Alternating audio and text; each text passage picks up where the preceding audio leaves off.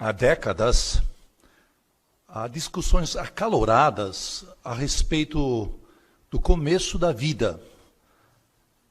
A comunidade científica não concorda com as diversas teorias que existem, mas nós, como servos de Jeová, com certeza sabemos como se originou a vida. Na verdade, a vida nunca começou, ela sempre existiu, porque Jeová, o Criador e o dador da vida, sempre existiu. Assim, então, concordamos com o Salmo 90, versículo 2, que diz: antes de nascerem os montes e ter formado a terra, tu és Deus de eternidade a eternidade. Assim, então, Jeová forneceu a energia dinâmica necessária para criar a vida, para criar o universo, condições para a vida. E como tal, então, ele impôs o princípio da vida sobre a matéria inanimada. Por isso, o Salmo 36, 9, identifica Jeová como sendo a fonte da vida. Como Criador, então, Jeová tem o direito de decidir e dispor sobre a vida que ele mesmo criou. A Bíblia diz que Deus criou, no nosso caso e no caso dos animais, almas viventes. E nesse ponto é importante entendermos o que vem a ser uma alma. Porque muitas pessoas lá fora confundem alma com espírito, com o fôlego da vida, mas a Bíblia atribui um significado específico a cada um desses termos, tanto no hebraico como no grego. Então vamos começar com a palavra hebraica nefesh, que normalmente é traduzido como alma ou vida. Então, uma alma nada mais é do que um organismo vivo, a quem foi atribuído a força da vida, ou em hebraico, ruá, que é o espírito, e esta combinação de um organismo vivo que tem energia dentro de si é mantido pelo fôlego da vida, ou em hebraico, neshama. Então temos a pessoa, a alma, ela é viva porque ela tem a energia, o espírito da vida, e mantém isso através da respiração. A respiração é importante porque, através dela, nós expelimos o dióxido de carbono e inalimos o oxigênio. Essa troca de gases acontece e é extremamente vital através do sangue. Então percebemos que o sangue também assume um grande papel importante nessa questão da sustentação da vida, porque ele transporta oxigênio, ele faz essa troca de gases que nos permite a vida. Assim, então, a Bíblia atribui ao sangue uma grande santidade. Lemos sobre isso aqui no livro de Levítico, no capítulo 17, nos versículos 11 a 14. Levítico 17, 11 a 14, onde Jeová define, então, a importância do sangue quando ele diz assim, a partir do versículo 11, ele diz: pois a vida de uma criatura está no sangue. Eu mesmo o dei para vocês, para que façam expiação por si mesmos no altar. Pois é o sangue que faz expiação por meio da vida que está nele. E depois, no versículo 14, ainda continua dizendo: pois a vida de todo tipo de criatura é o seu sangue. Porque a vida, ou a alma, se olharem ali embaixo na nota, a alma, a vida da pessoa está no sangue. Assim, então, Jeová santificou a vida humana, abençoou a vida humana e com isso também santificou o sangue. De modo que, para realmente agradarmos a Jeová, é preciso que nós temos o modo de pensar, as atitudes de Jeová sobre essa questão do sangue e da vida. Então, Jeová considera a vida humana e mesmo a vida do animal, conforme representado pelo seu sangue, como algo sagrado. De modo que precisamos nos certificar como Jeová quer que esta vida seja usada. Em outras palavras, temos que usar a nossa própria vida e respeitar a vida de outros, até mesmo de animais, segundo ou em harmonia com esse propósito de Jeová. Para ilustrar, quando os primeiros humanos nascidos de mulher, no caso Caim e Abel, foram colocados diante dessa questão do que oferecer ao seu Criador, Abel discerniu lá no seu íntimo que ele precisava oferecer a Jeová algo que pudesse representar legitimamente a vida perfeita que ele e seu irmão já haviam perdido devido ao pecado dos seus pais. Então, Abel discerniu lá no seu íntimo que a menos que se derrame sangue, não pode haver perdão dos pecados. Então não poderia ser um sacrifício ex sangue, ou seja, um sacrifício que não tivesse sangue. Era necessário que Abel oferecesse, então, um animal que continha este sangue também. E a Bíblia diz que Jeová aprovou esse sacrifício de Abel, diferente de Caim. Também é claro que Jeová levou em conta ali a fé profunda que Abel já tinha, na promessa dele de que um dia este mal feito dos seus pais, Adão e Eva, fosse desfeito. Assim, então, através das eras, Jeová, vez após vez, ressaltou a santidade do sangue. Falou sobre isso logo depois que os humanos saíram da arca. Depois, mais adiante, nos dias de Moisés, era preciso que sangue fosse aspergido nas portas, nos ombreiros das portas, para que os primogênitos dentro daquela casa ficassem preservados do anjo que estava na 10ª praga, matando todos os primogênitos dos egípcios. Mais tarde, quando os israelitas já estavam na terra da promessa, Jeová novamente deu orientações específicas sobre como usar o sangue. Por exemplo, havia apenas um único meio, ou modo de se usar corretamente o sangue, que era o sacrifício no altar. Qualquer outro meio, qualquer outro modo de usar sangue, mesmo sangue animal, era considerado ilegítimo. E é por isso que Jeová deu aquela instrução que nós já lemos em Levítico capítulo 17. Na verdade, tem toda essa importância, porque o sangue daqueles animais era uma maneira de Jeová prefigurar o que ele faria com o próprio filho dele. Como ele sacrificaria esse filho, derramando o sangue vital dele, para obter, então, a salvação da humanidade através do resgate. Então, Efésios 1:7 diz que Jesus foi este resgatador, este resgate que pagou com o seu sangue pelos nossos pecados. Assim, então, cada vez que nós respeitamos o sangue, mesmo que seja de um animal, muito mais ainda de um ser humano, estamos mostrando respeito por este meio de Jeová salvar a humanidade, através do sacrifício do seu Filho, Cristo Jesus. Então é claro que Jeová não ia aceitar qualquer uso do sangue indiscriminado. E também não ia aceitar o desrespeito flagrante quanto à vida humana. Por isso, no livro de Gênesis, no capítulo 9, lemos aqui o que Jeová considerou importante nessa questão. Gênesis capítulo 9, versículos 3 a 6. Logo depois que os humanos saíram da arca, Jeová então deu esta ordem. Ele diz: todo animal que se move e que está vivo pode servir-vos de alimento. Assim como dei a vocês a vegetação verde, eu lhes dou todos eles. Notem agora, somente não comam a carne de um animal com o seu sangue, que é a sua vida. Além disso, vou exigir uma prestação de contas pelo sangue ou a vida de vocês. Vou exigir de cada animal uma prestação, vou exigir de cada homem uma prestação de contas pela vida do seu irmão. que em derramar o sangue do homem, pelo homem será derramado o seu próprio sangue, pois Deus fez o homem à sua imagem. Então percebemos aqui a gravidade de se violar a santidade de uma vida.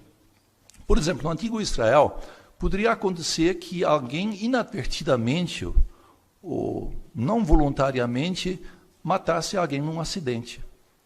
Isso não passava em nuvens brancas, não. Era preciso que o homicida, né, essa pessoa que tinha matado alguém, se usasse ou se beneficiasse de um arranjo que era chamadas cidades de refúgio. Havia 6 cidades de refúgio, 3 de cada lado do Rio Jordão, e o homicida tinha que correr para esta cidade para encontrar proteção. Se fosse provado que ele era intencional ao matar alguém, então era assassino intencional, não havia essa provisão. No entanto, se ele podia provar que houve um acidente ali que era não intencional, esse homicídio, então ele tinha que aceitar essa restrição de ficar na cidade de refúgio até a morte do sumo sacerdote. Bom, isso mostra que Jeová ainda hoje considera a vida humana como algo sagrado. E não devemos brincar com isso. Devemos, por exemplo, tomar todas as precauções no trabalho, no trânsito, para não correr ao risco ou colocar em risco a nossa própria vida ou a vida de um próximo nosso. Esta seriedade da santidade da vida e do sangue foi novamente reforçado no ano 49 por parte do corpo governante, então, em Jerusalém. Então, os apóstolos, junto com os anciãos da congregação de Jerusalém, emitiram um decreto que contemplava essa questão do sangue. Vejam aqui no livro de Atos, no capítulo 15. É nesse texto que nós, como cristãos, baseamos a nossa profunda atitude respeitosa pelo sangue. Depois pareceu, Atos 15, 28 e 29. Pois parecer bem ao Espírito Santo e a nós não impor a vocês nenhum fardo além dessas coisas necessárias. Então seguem 3 coisas. Que persistam em se abster de coisas sacrificadas a ídolos, de sangue e do que for estrangulado, e da imoralidade sexual. Se vocês guardarem cuidadosamente essas coisas, tudo irá bem com vocês. Saudações. Perceberam que aqui os apóstolos incluíram a questão do sangue. Era preciso que o sangue fosse respeitado. E se a pessoa violasse esse decreto apostólico, então ele poderia ser culpado de sangue. Esta culpa de sangue é algo em que nós também podemos incorrer. Vamos analisar rapidamente alguns aspectos em que poderíamos estar incorrendo em culpa de sangue. Por exemplo, alguém poderia se tornar culpado de mau uso do sangue se ele comesse o sangue, ou derivados do sangue de um animal, ou se usasse sangue humano em procedimentos médicos. Uma segunda forma seria por apoiar organizações sanguinolentas, que não respeitam o sangue. Por exemplo, organizações que fomentam a guerra, que fomentam revoluções, mesmo organizações religiosas que apoiam esse tipo de coisa, ou que ensinam falsidade que no fim leva à morte da pessoa, à morte eterna inclusive, seria uma forma de nós sermos culpados de sangue se apoiássemos qualquer uma dessas organizações. Uma outra maneira que se aplica especialmente a nós como cristãos, testemunhas de Jeová, é nos negarmos de pregar. Se alguém pode e tem condições de pregar e faz apenas o seu absolutamente mínimo, talvez nada, ele pode se tornar culpado de sangue. Porque as instruções vitais que podem levar à vida eterna para uma pessoa estariam sendo evitadas, não seriam disponibilizados a essa pessoa. Então não temos como subtrair essa informação tão importante do nosso próximo. O mundo é totalmente diferente. Contrastem a nossa atitude respeitosa para com a vida e o sangue com o mundo. Lá fora, as pessoas não têm o menor escrúpulo, por exemplo, de fazer mau uso do sangue medicinal, ou então de se envolver em crimes violentos, ou em guerras. Muitos também consideram como diversão assistir a violência crassa. Embora não estejam derramando sangue ali no momento, mas não tem um modo de Jeová de pensar sobre a questão da santidade da vida. Então, não seria nem por diversão, nem por determinada necessidade médica que alguém um cristão estaria usando o sangue ou se divertindo com isso. O aborto é uma outra forma crassa de violar a santidade do sangue. E, novamente, no mundo de hoje, o aborto muitas vezes é usado como controle da população, controle de natalidade. Mas expulsar deliberadamente um embrião, um feto, do ventre da sua mãe é assassinato. A Bíblia coloca em pé de igualdade, em equivalência, a vida de uma criança por nascer com a vida de um adulto.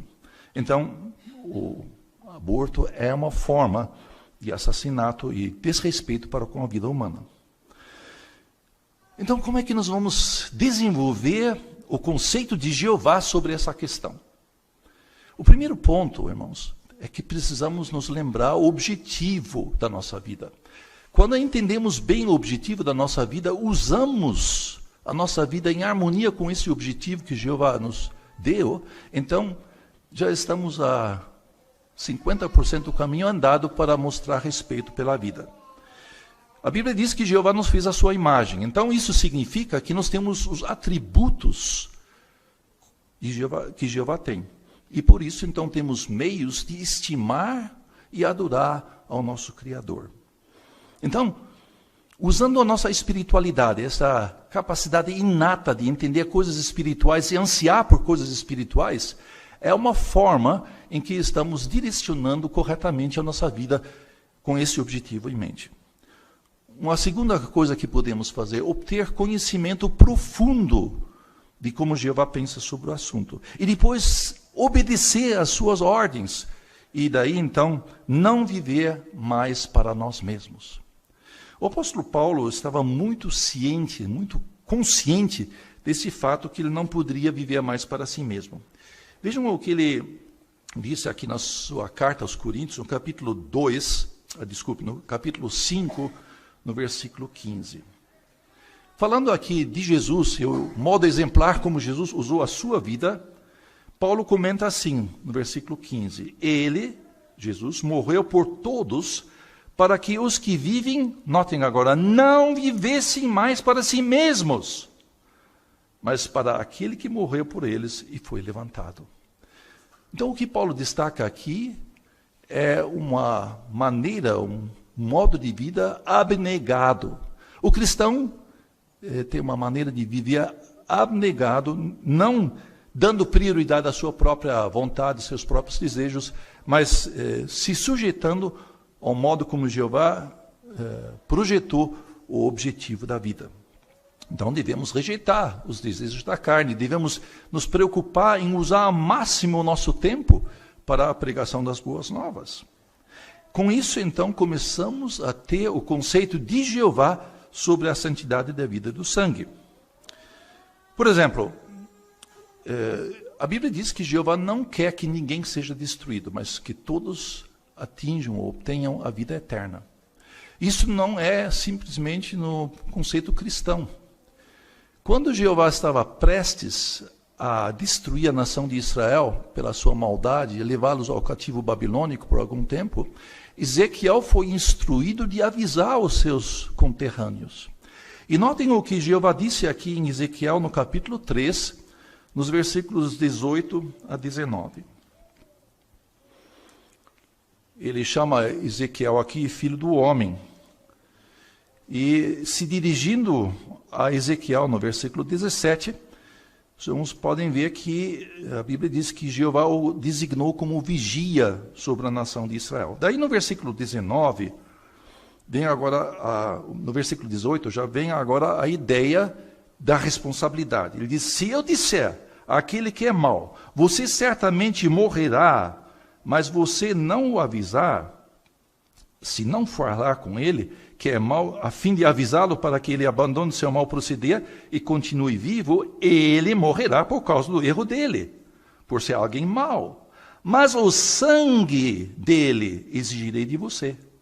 No entanto, se você avisar aquele que é mau, ele não recuar da sua maldade e do seu mau proceder, ele morrerá por causa do erro dele, mas você certamente salvará a sua própria vida. Isso se aplica a nós também. Embora não estejamos avisando a casa de Israel, estamos avisando as pessoas hoje, principalmente as pessoas na cristandade, que foi representada por essa nação infiel do Israel. Então, pregar as boas novas é uma prioridade para quem respeita o sangue e a vida. Se não pregarmos, podemos nos tornar culpados de sangue. Uma outra forma de mostrarmos que respeitamos a vida é por nos separar de religiões e organizações que promovem a guerra, que promovem a violência. Portanto, cristãos mantêm estrita neutralidade em todas essas questões que podem envolver o sangue humano derramado indevidamente.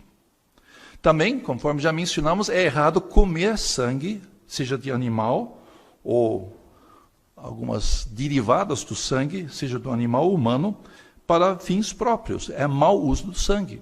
E conforme vimos em Atos 15, 28 e 29, isso já foi deixado bem claro no início da congregação cristã, no ano de 49. Mas ecoaram vozes, vez após vez, ao longo da história humana, refletindo esse mesmo conceito. Por exemplo, 7 anos mais tarde, o corpo governante novamente reforçou este ponto de se abster do sangue. Daí, no ano 177, uma mulher, numa cidade de Lyon, ela declarou, e está registrado até hoje na história, que cristãos se abstinham do sangue. Mais adiante, Tertuliano, no ano 230, mais adiante ainda Minúcio Félix, no ano 290, e mais recentemente, por volta do ano 1500, o reformador luterano, Martinho Lutero, também destacou essa necessidade de se abster do sangue. O que percebemos então? Que Jeová não mudou. E as testemunhas cristãs de Jeová, principalmente a partir da primeira metade do século passado, entenderam isso e deixaram bem claro que iam se abster de qualquer envolvimento com o sangue. Então, embora hoje existam alternativas para a transfusão de sangue, sim, o irmão ou a irmã ainda deve contar com a possibilidade de ser pressionado ou pressionada, quando num leito de hospital, a aceitar uma transfusão de sangue. Mesmo nos hospitais onde supostamente se adota todas as alternativas, os médicos continuam insistindo em dizer que, em último caso, o cristão deve violar a lei de Deus sobre isso. Mas, irmãos, uma coisa que precisamos lembrar é que quando nós nos mantemos leais a essa questão da santidade do sangue, mesmo no leito de hospital, na verdade estamos defendendo a santidade do sangue de Cristo. Porque estamos dizendo com todas as letras que nós confiamos no sangue de Jesus para nos dar a vida eterna. E preferimos, às vezes, abdicar a nossa vida atual, que de qualquer maneira seria por poucos anos, para obter o benefício do sacrifício de Jesus através da vida eterna.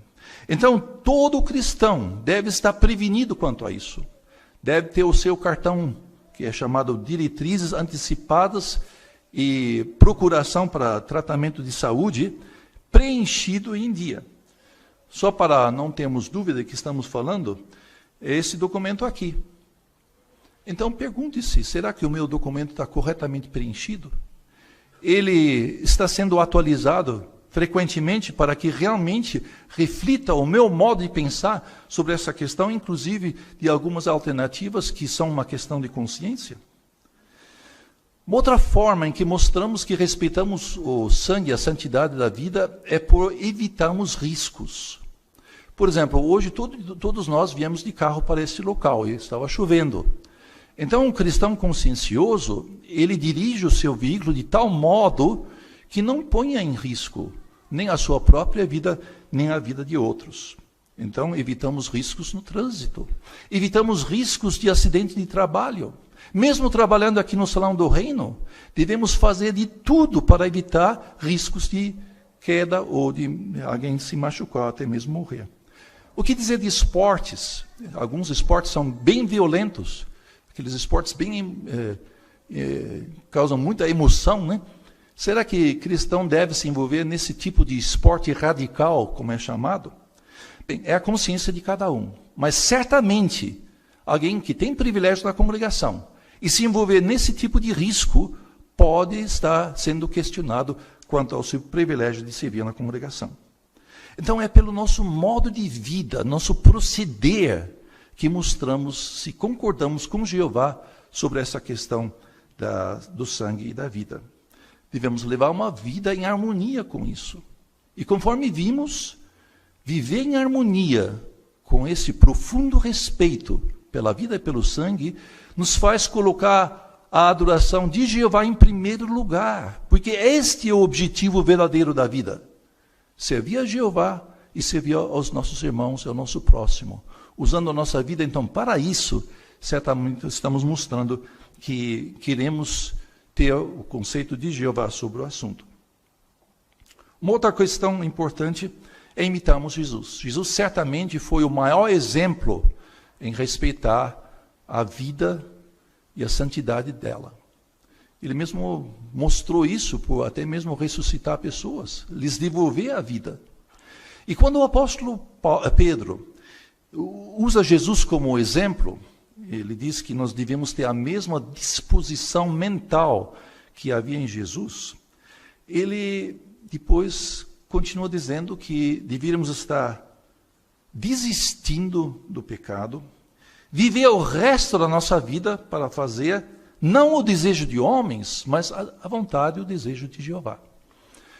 Então, em poucas palavras, é isso que significa o respeito pela santidade da vida. Gastar o nosso esforço, o nosso tempo, a nossa vida, enfim, para o bem do nosso próximo, para ajudar outros a entender a verdade, adiantar os interesses do reino e, com isso, servir a Jeová. Então, vimos muitas maneiras como temos que mostrar esse devido respeito à santidade da vida. Cabe a cada um de nós refletir sobre isso. Cabe a cada um de nós pensar sobre como podemos melhorar este modo de refletir, o modo de Jeová de pensar. Mas, com certeza, se nós tivermos o conceito de Jeová sobre a santidade da vida, Ele nos dará vida eterna no futuro bem próximo.